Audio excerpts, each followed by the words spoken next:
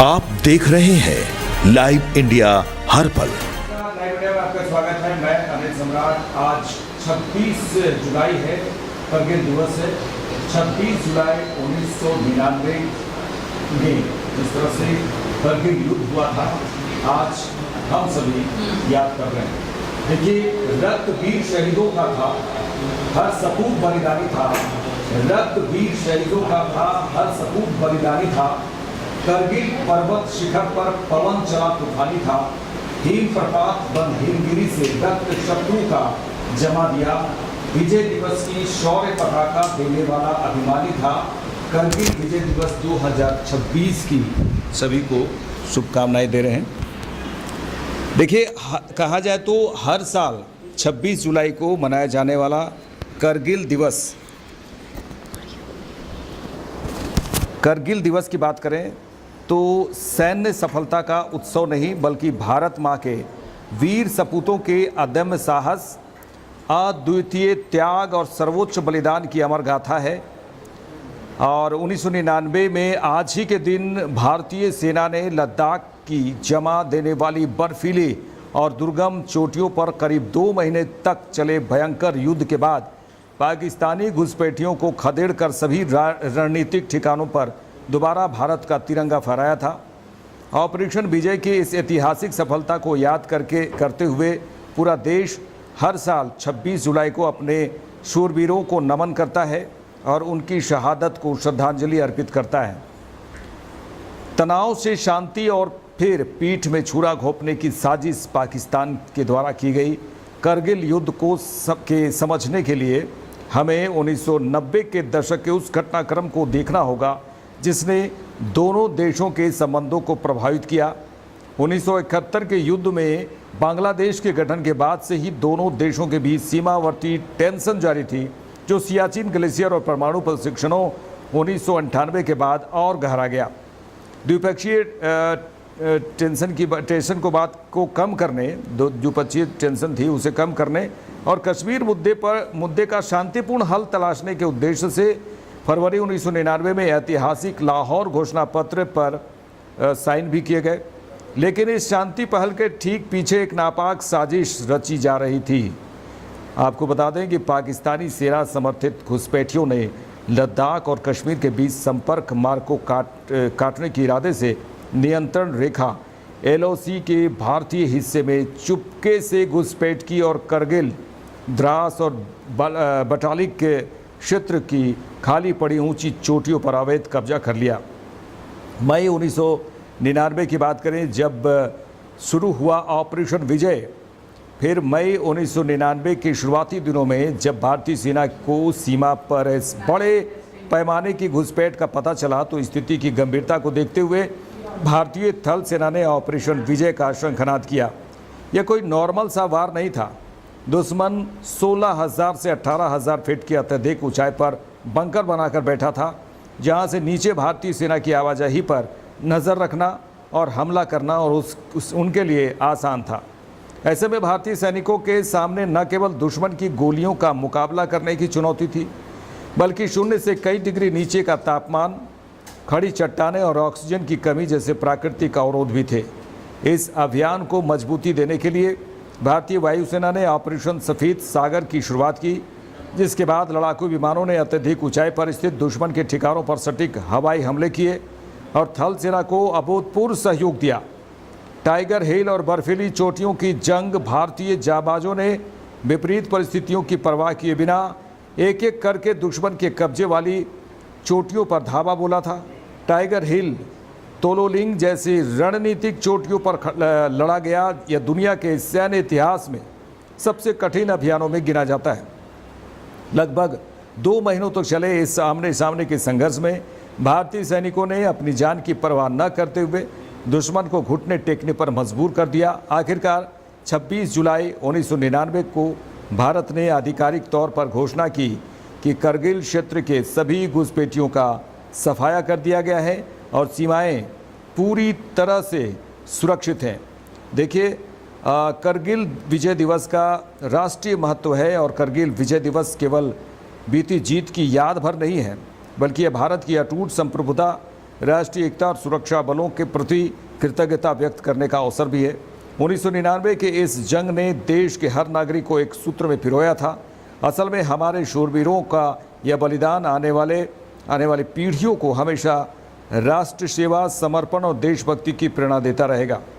आपको बता दें कि करगिल विजय दिवस केवल सेना की जीत नहीं बल्कि पूरे भारत की एकजुटता का प्रतीक है। यह दिन हमें याद दिलाता है कि शांति की भाषा बोलने वाला भारत अपनी सुरक्षा के लिए वज्र जैसा कठोर भी हो सकता है। हमारे शहीदों का बलिदान व्यर्थ नहीं जाएगा।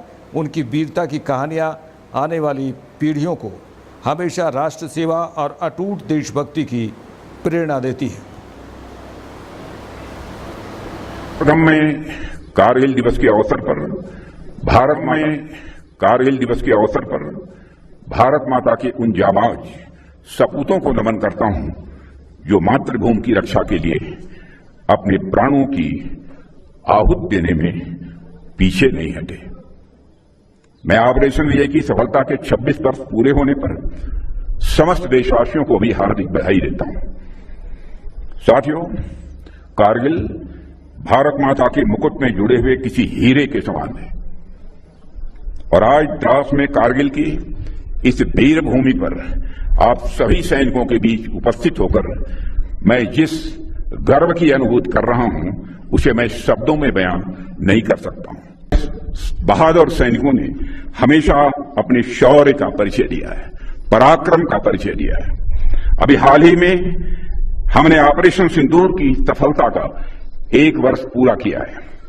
उस ऑपरेशन के दौरान हमारी जाबाज सेना के जवानों ने, अधिकारियों ने आतंकवादियों के सरपरस्तों को ऐसा जवाब दिया है जिसे वे आजीवन कभी भूल नहीं पाएंगे। ऑपरेशन सिंदूर ने यह साफ कर दिया है कि भारत को आतंकवाद के सहारे डराने का सपना देखने वालों का अब अंजाम क्या होगा। भारत पाकिस्तान के हर मिस एडवेंचर का जवाब उसकी कल्पना से कहीं अधिक कठोर तरीके से देने की क्षमता रखता है और मैं इस मंच से यह साफ संदेश देना चाहता हूं कि भारत की संप्रभुता की ओर बढ़ने वाला हर नापाक कदम का यही अंजाम होगा। कारगिल युद्ध केवल भारत की सैन्य और कूटनीतिक विजय नहीं थी मित्रों, वह एक ऐसा क्षण था जब पूरी दुनिया ने भारतीय सैनिकों का अदम्य साहस देखा, उनका शौर्य देखा। कारगिल युद्ध के समय भारतीय जवानों की वीरता का ऐसा इतिहास रचा था जो हर भारतवासी के लिए गर्व का विषय है।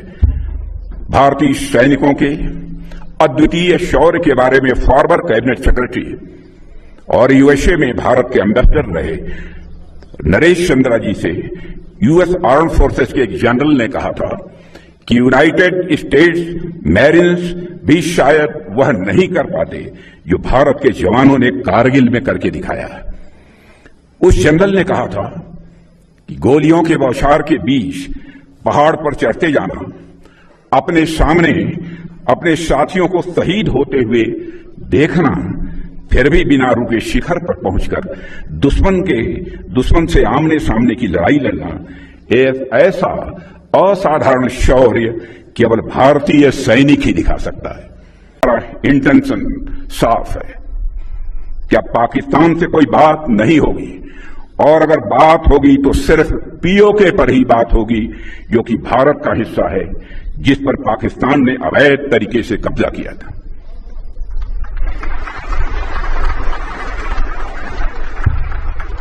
साथियों, पाकिस्तान ने इस समय आतंकवाद को अपनी सरकारी नीति का एक हिस्सा बना लिया है और वहां पर मिलिट्री और मिलिटेंट्स के बीच का फर्क पूरी तरह से समाप्त हो चुका है। वहां की सेना आतंकवादी संगठनों को संरक्षण ही नहीं देती है, उनके साथ मिलकर काम भी करती है। इसलिए हमने ऑपरेशन सिंदूर के समय ही यह साफ कर दिया है कि भारत अब आतंकियों और उनका पोषण करने वाली सरकारों को अलग अलग करके नहीं देखेगा। अंदर एक किस्म का नई ऊर्जा, एक नया गर्व महसूस कर रहा हूं और इस मौके पर मैं हमारे बहादुर वीर शहीदों को विनम्र श्रद्धांजलि अर्पित करता हूं और साथ ही उनके परिवारों को भी अपना स्नेहपूर्वक नमन करता हूं। इस मौके पर हमारे साथ यहां देश के माननीय रक्षा मंत्री और उनकी हमारे बीच ये मौजूदगी एक भारतीय सेना के लिए आने वाले समय के लिए एक बहुत ही महत्वपूर्ण प्रेरणा का स्रोत बनी रहेगी। आज यहां मैं आपके सामने इन वीरों को जब याद करता हूं तो मुझे मेरे ही यूनिट के सैनिक द्वारा लिखी गई एक रचना याद आती है, जिसका मैं आपके सामने बयान करना चाहता हूं। मरना सभी को है तुम भले मरे, मरना सभी को है तुम भले मरे, करके नमक हलाल लड़ते हुए गिरे, भूलोगे आप नहीं जो छिप गई शक्ल, सफेद जमी पर नाम हुआ तुम्हारा अटल। तो ये रचना इन सब वीरों के लिए इतनी सही है कि मैं सिर्फ इतना ही कहना चाहता हूं कि भारतीय सेना का जो योद्धा है वो विश्व में किसी भी सेना के सैनिकों से इतना बढ़ चढ़कर है कि उसका मुकाबला भी नहीं किया जा सकता। और इस मौके पर मैं देश को अपनी तरफ से यकीन दिलाना चाहता हूं कि भारतीय थल सेना पूरे तरीके से देश की प्रगति में उनके साथ उनके साथ पूरी तरीके से देश के साथ हैं और आने वाले समय में देश के परचम को और भी ऊंचा लहराएंगे। 26 जुलाई 1999 करगिल युद्ध में जान गंवाने वाले वीर शहीदों को आज पूरा देश नमन कर रहा है, पूरा देश याद कर रहा है। देखते रहिए लाइव इंडिया। नमस्कार।